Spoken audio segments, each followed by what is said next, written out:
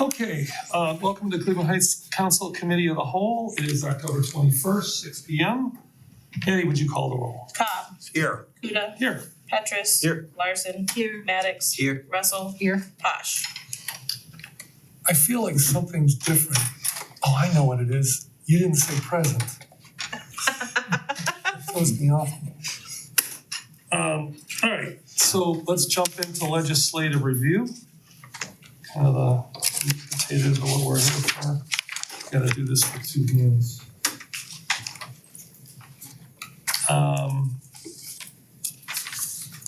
So we'll go through the first readings for consideration for adoption. The first one is resolution number 193, 2024, resolution authorizing the mayor to enter into an agreement with Wade Trim, to an amendment to the agreement with Wade Trim. This is for professional design and engineer services. I had a question or two, but let me go to the rest of you first. So nothing, okay. So, Lee, it says illicit connections. Can you tell me what that means? I believe,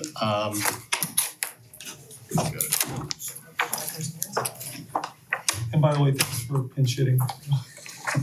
and I'm less familiar with this than Bill would be, obviously. We might wanna call in a. Oh, yeah. Yeah, she there we made go. him.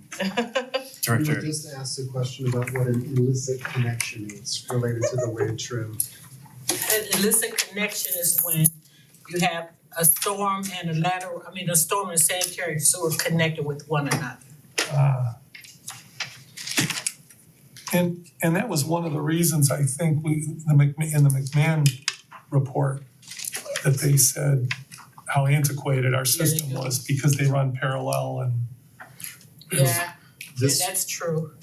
this one is the sort of the residential, like, Yeah, this, The we talking about laterals. Hampshire right now? Yeah. Yes, On Hampshire, there are some sanitary sewers, residential sanitary sewers that are tied into the storm sewer.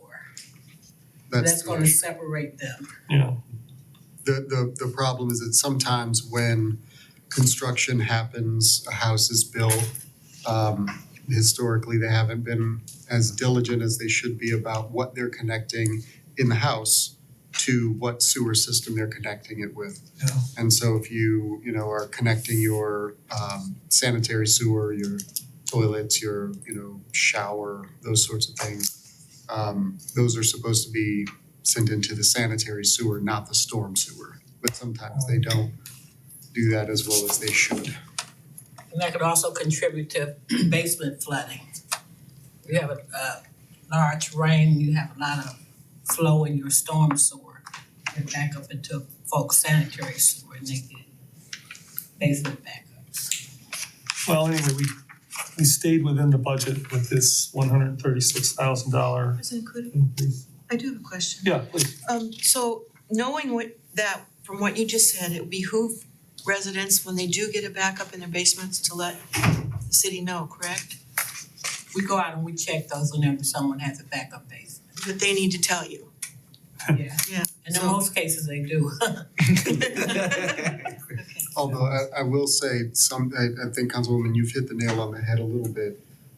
Sometimes residents will go to a for-profit service.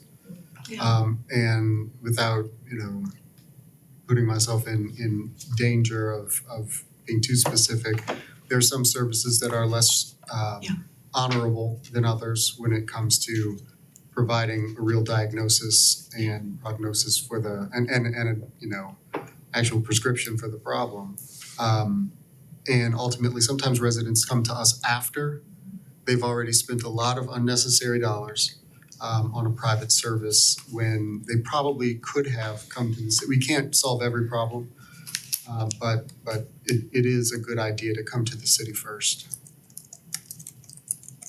All right, I'm gonna move on to resolution or ordinance number 194, an ordinance amending ordinance 140 to broaden authorized expenditure of ARPA funds to include water infrastructure improvements. So I'm guessing the original legislation was for sewer only, is that true? The original legislation for the entire job, but once they start designing the job, they discovered that we had to get an easement because the pipes ran in a way that we weren't aware of. Large Department worked on getting that easement for that project, so it required additional design work that was not anticipated when they gave the initial proposal. Did anybody have any questions about that? All right, I will move on to resolution 195, a resolution accepting the amounts and rates as determined by the Budget Commission. Any questions about that? Yes, should Please. should that chart be filled in with some numbers? I see the millage amount, but then it's blank for the estimated revenue from that. I'm talking about on page, I under just section lost- 2. Yeah, I wanna pull it up again. First page. Page 26 of 55, the estimate amount. I don't know, the finance director is here, possibly can provide a little bit of explanation of that. Director Schuster? No, this is filled out. Comes right from the county. This chart comes right from the Okay, It might be that the county has not provided those estimates yet because we don't necessarily have a secure valuation for the properties yet, because they're still going through the process of possibly that initial reevaluation. okay. And these rates are same as they were last year. correct. Thank you. Okay, resolution 196, a resolution requesting county fiscal officer to advance taxes from the proceeds of the 2024 tax year collection. This comes from the Ohio Revised Code. Is there an advantage to doing it 4 times a year instead of twice a year? Cash flow advantage. Yeah. Getting the money sooner is always better than getting it later. We can get it in advance. Even if we don't have to spend it, we can. We put it in the account. Interest-bearing and the accounts. balance, Yeah. Makes sense. All right, so now we're on to first reading onlys.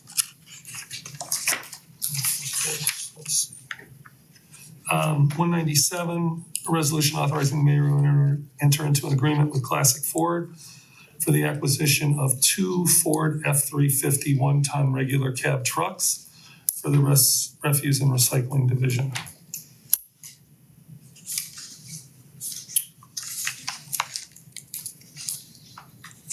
Okay, resolution 198, a resolution authorizing the mayor to enter into an agreement with McQueen Equipment LLC for the acquisition of 2 7.5 50/50 split body easy dump track truck mounts. Wow, that's a mouthful. This is also for refuse and recycling. These will be mounted on those 2 trucks. Yes. If I could, is it okay if I ask about 197? Oh, yeah, sorry. Do we have a credit from this vendor? No, we have not negotiated a credit for this vendor yet, but Okay. we're, let's see. Yeah, I'm not sure if it's the same Classic Ford, but either way, yeah, I know what you're talking about, no. Okay. We're not using that for this purpose. Okay. Then we have resolution 199, a resolution proclaiming the city of Cleveland Heights a safe haven for gender affirming healthcare. I'd just like to make a short statement. I think it's really important that this legislation reflects the council's continued support for transgender, non-binary, and gender expansive people, that they feel safe here in Cleveland Heights. Really important. Thank you. All right, and let's see, where are we? Second readings. We have the ordinance enacting driving while texting, which I believe is really close to state law.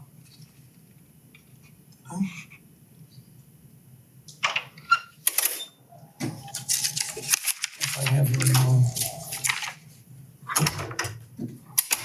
Yes, it should be substantially similar to the state law. It's just providing a local ordinance.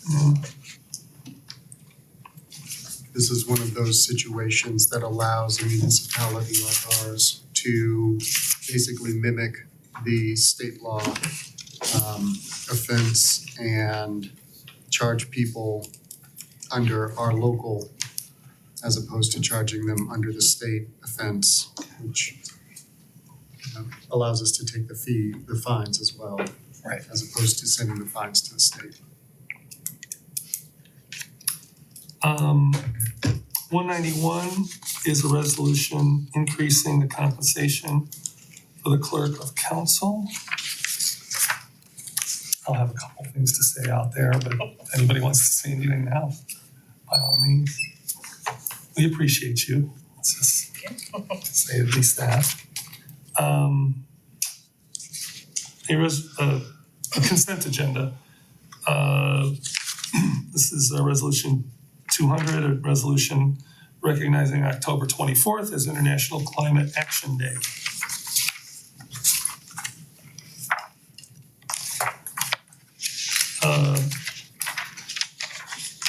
Also in first reading in the consent agenda, a resolution declaring, this is 201, declaring October 2024 National Community Planning Month. And resolution 202, a resolution declaring November 30th Small Business Saturday.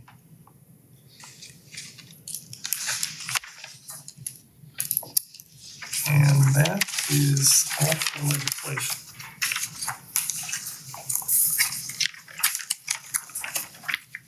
Shuffle some papers. All right, so back to the agenda, ARPA update. Addie, you wanted to say? Yeah, I have a bit of an update from Assistant Director Brian Iorio. He just sent me a list of the RFPs and RFQs that have been issued. So we're looking at a closing date for the design of public spaces treescape area of Noble and South Taylor. That's gonna be, closing date is 10/25. Closing date for the one for South Taylor TLCI traffic study is 10/25 as well. Program management services for the small business grant program that we discussed is also 10/25. And then concrete driveways, aprons, sidewalks and pathways program, the portion of the exterior repair for residents. That closing date is 10/29, and then the lead safe clearance testing repair, renovate and paint cleaning services program RFQ, again, closing date of 10/29. Additionally, goal this week is to issue the RFP for ADA improvements at city parks, bathrooms and accessible routes. And HPO has started creating scopes and started bidding out bucket 1 housing repair and lead remediation jobs. So if you have any questions, you can direct them to me and copy Brian. I'm just curious how they want us to respond to the request from Nathan Mata of the Dubama Group, asking us to think about that. Yeah, that I'm not sure. I would definitely talk directly to Brian Want me to Ivory do about that? that. Yeah, if you want to, yeah. You can copy me on it as well. You know, and let me say, I did email Chris Herzl about that. And he said it would be very difficult, if not impossible, because of the other, it's not so much, you know, the eligibility part, but all the paperwork that has to be done. Go ahead. I know that the team had a goal of having all the contracts signed by the end of this month. Would it be possible maybe at our next council meeting to like get an update on that to see whether there are any that still need work done? Yeah, I mean, we're in a situation today because, you know, both Bill and Right. Bruce aren't here. But Maybe at the next council meeting? yeah, I mean, absolutely. But I would like to know if on the reallocation of those four, I know there was shipping containers. I don't know if I could do this by memory. Street lighting, tiny homes. Study. The housing study. 150,000. Yes. Okay. Were we all on the same page with the reallocation to, I believe some was Parks and Recs and On the turf project. because Law Director Hannah said that this would be pretty easy legislation to put together. It's kind of a template, and if anybody has an objection, He came on one for the lighting. Yeah, for the, for next year for budgeting. Yeah. Let's do some. okay. Any other questions or comments about ARPA? So let's just say that the legislation gets put together this week, and I don't know how that would happen, come out of town, but if we were asked to come in on October 28th to pass it, would the people at this table be available? After Mr. Cobb's meeting? Correct. Yes. Yeah. So it would be, Tentatively, is that PM? your meeting is 5 or 6. 5:15 for council for 45 executive, session. and then the actual program with the boards and commissions will start at 6. So do you figure it'll be over at 7? Hopefully, yes. Yeah, and I mean, even if we schedule at 7, we can always start late. We can't start early. Right. So All right. Is that your hand up? Okay. I just wanted to mention that all the sewer projects will not be in by October 31st. We did mention that earlier on, so I just want to make sure you guys were aware of that. Thank you. Yes. Thank you. We received an email from Chris about 3 groups that were changing the scopes of their projects. I think it was Building Heights, Reaching Heights, and Artful. So I guess, will we maybe by the first meeting in November have more information from the group so that we can discuss those? I think that he was saying that he's waiting on information. Yeah. Because Yeah. if there's a deadline of end of year, I know this is not your wheelhouse, but do you have a thought on It that? makes sense to do everything. I haven't talked to Chris about that. I don't know Okay. if he expects it. yeah, the last time I heard, he was still waiting on the scope from the new scope from Artful. And then I think Building Heights was going back again and changing some stuff around. I guess just if he's waiting to hear back, if someone could sort of reach out to the groups and just remind them the time-sensitive nature of this so that we don't have our backs against, the door at the end of the year. And I think at the next meeting, we'll have a discussion as well about Yeah. potential impacts of that, so. But I will follow up with them as well. Mayor, can you do an update on the RFEI for the city-owned properties? Sure, at least a little bit, although we might wanna hold a development meeting to really have people like flesh that out. I know we've gotten back responses to our initial RFEI, the 18 properties. I have not been involved in the first go at taking a look at those, responses. So there's a team in development that will be putting together sort of their initial impressions of the responses that we received and providing some recommendations to me, and I'll go through it with them. At some point, if there are responses that we would like to pursue, we'll probably sit down with those respondents, have a little bit more conversation with them, and try to bring something to council that makes some kind of sense about each of those properties if we can. I don't right now have a timeline that I can provide you with for how long it's gonna take to get through that process. So I'm waiting for some recommendations from the Planning, Neighborhoods and Development Department before we move forward on that. Are we able to see all the respondents, or is that not how this works? Well, it's not necessarily helpful right now. I mean, it could be, it's all public record. So Yeah. any of those responses, if you want them, just send an email and ask. I mean, I don't think I do now, I'm not speaking for anybody else, but I guess, you know, eventually we're gonna get, okay, these are the people we think will do the best job. And the responses, that's the other thing, the responses that we got aren't necessarily sort of the end product that we will get to once we've had some time to have a conversation with them as well. Because this is, you know, that was sort of a higher level, maybe less specific, because it's not an RFP, it's not, you know, it's certainly not an RFB. And so it's really just, you know, sort of a general expression, and we would have to work with them in order to do something a little bit more specific and you know, precise when we, you know, come to bringing something before council. But I don't see how it could hurt for anybody who wants to take a look at all of the responses that we got.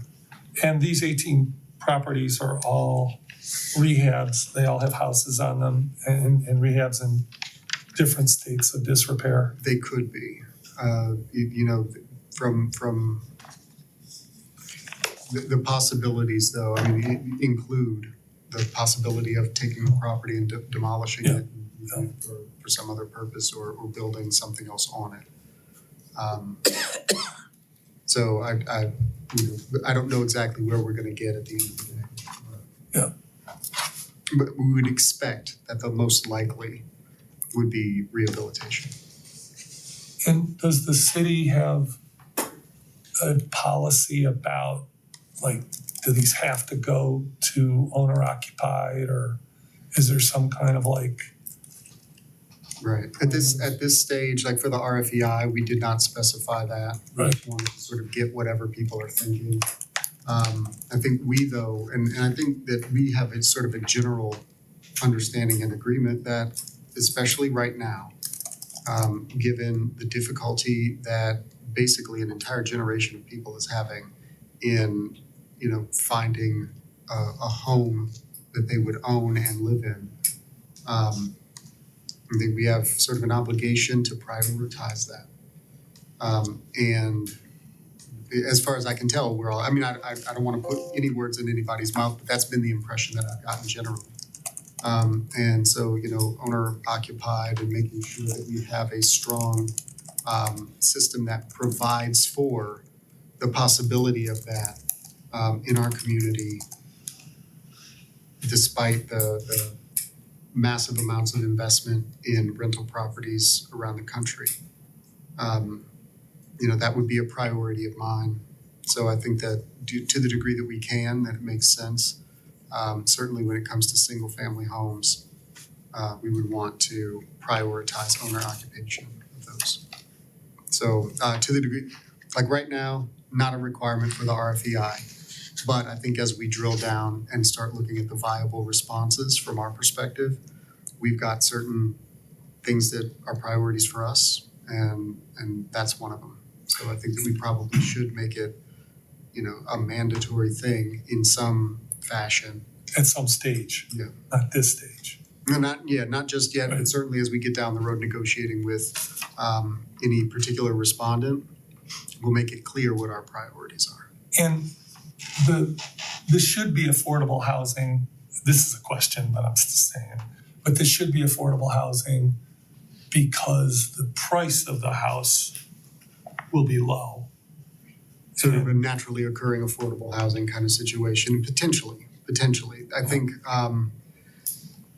one of the difficulties with rehabilitation, depending on the state of the property, right now we have less of a concern from a financial standpoint than we did, say, 10 years ago, when you couldn't put money into a house and expect to recoup it. You know, people were barely breaking even on many of the houses, certainly some just absolutely not breaking even at all. And so the deal just wouldn't pencil. You couldn't rehab a house and then even get what you put into the house for the rehab, not, you know, even including the purchase in the first place. Because housing prices were so low. We're in a different place now in the housing market. But the pendulum has shifted a bit too far in a particular direction. So I don't know if we're going to be able to make up for that, maybe with whatever deal we strike with someone who is taking on one or more of these 18 properties.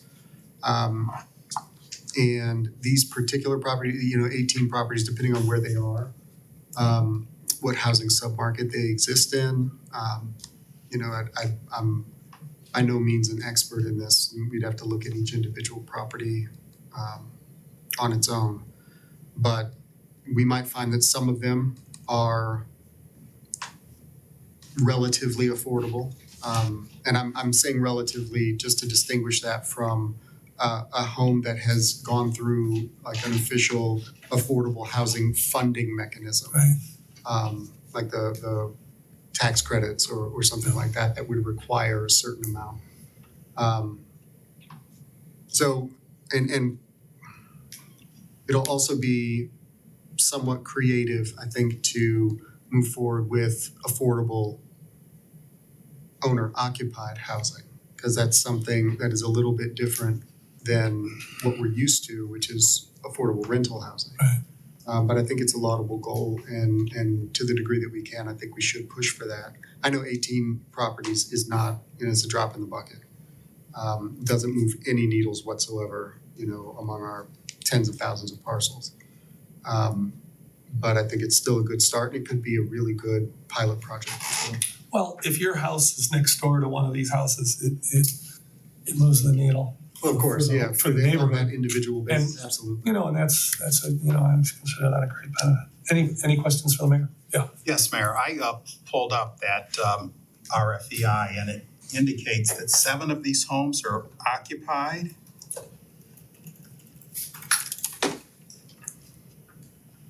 You got a question? Well, and I'm just wondering, Is that true? first, are we collecting any rents from the people that are occupying the homes? And how is maintenance being handled? As far as I'm aware, and we can do a double check on this, the properties that we have taken in tax foreclosure but have not demolished or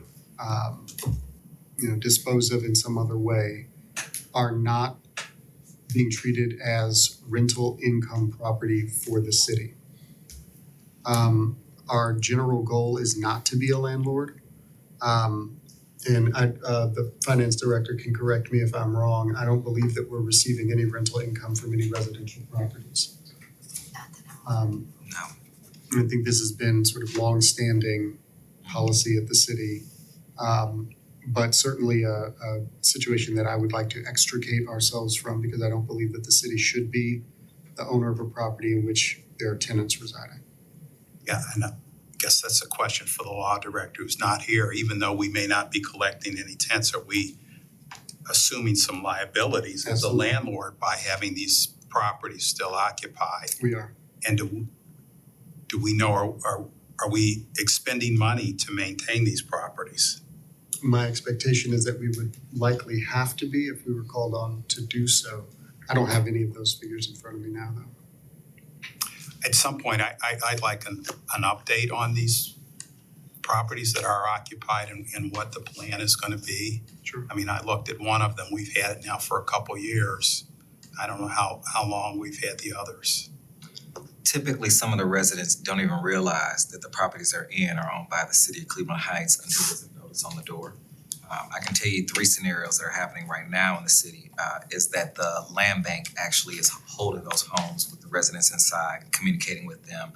In some cases, the residents were waiting on what they thought was going to be an auction of some sort, not realizing that the home had already gone through the foreclosure process. it's been interesting because in many cases this lands because some of the folks that are living in the homes aren't there legally because maybe their name wasn't on it, but they were connected to someone who may have passed away, or there was a divorce in 2 of the cases that I'm familiar with that we've held for some time.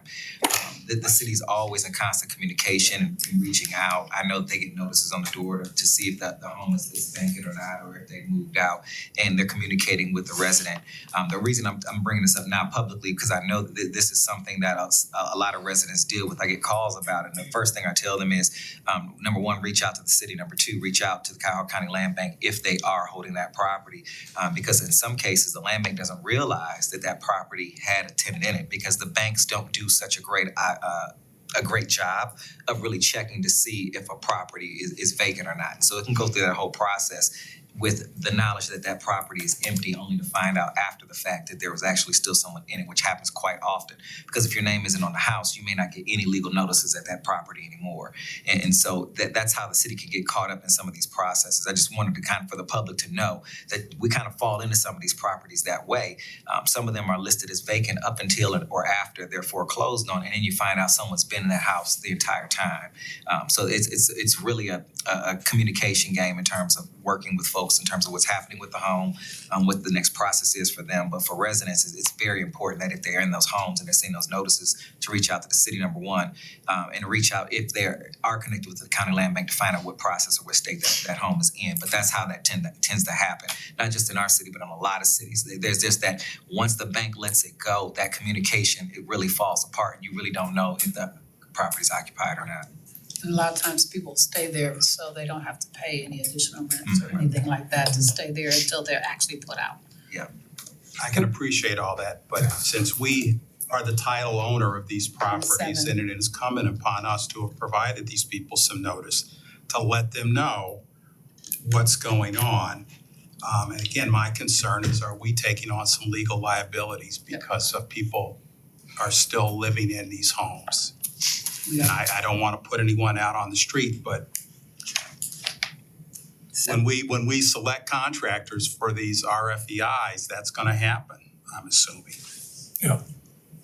And just for clarity, these properties are not in the Cuyahoga County Land Bank anymore, right? No, not these properties. Okay. So we are liable. Thank you for asking that question, Councilman. I appreciate it.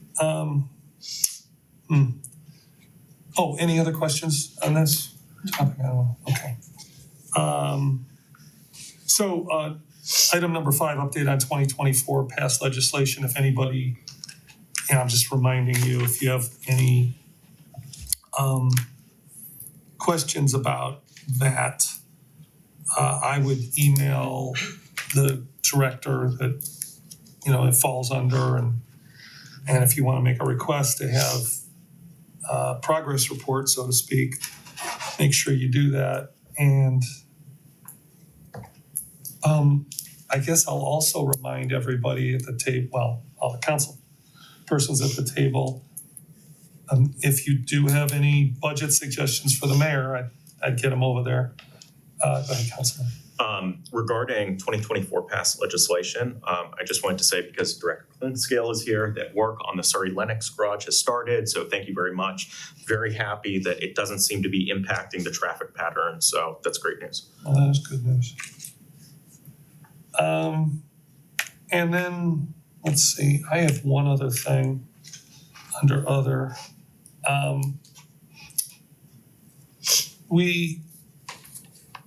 I don't know if needs the right word, but we should probably have a Charter Review Commission meeting next week if we're going to keep up with the once a month schedule that we've been doing.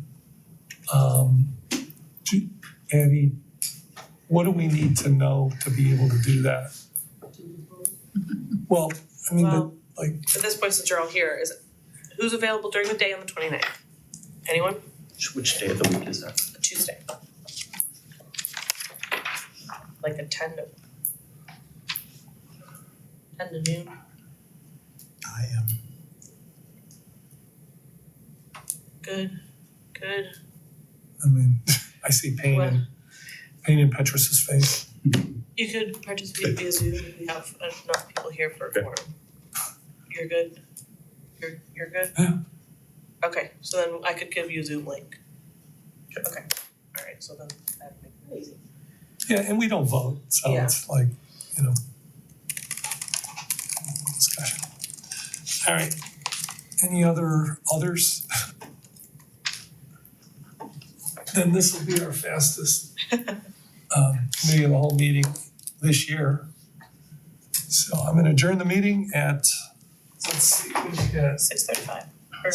Is it 6:35? Yeah, mhm. Okay, at 6:35, this meeting is adjourned.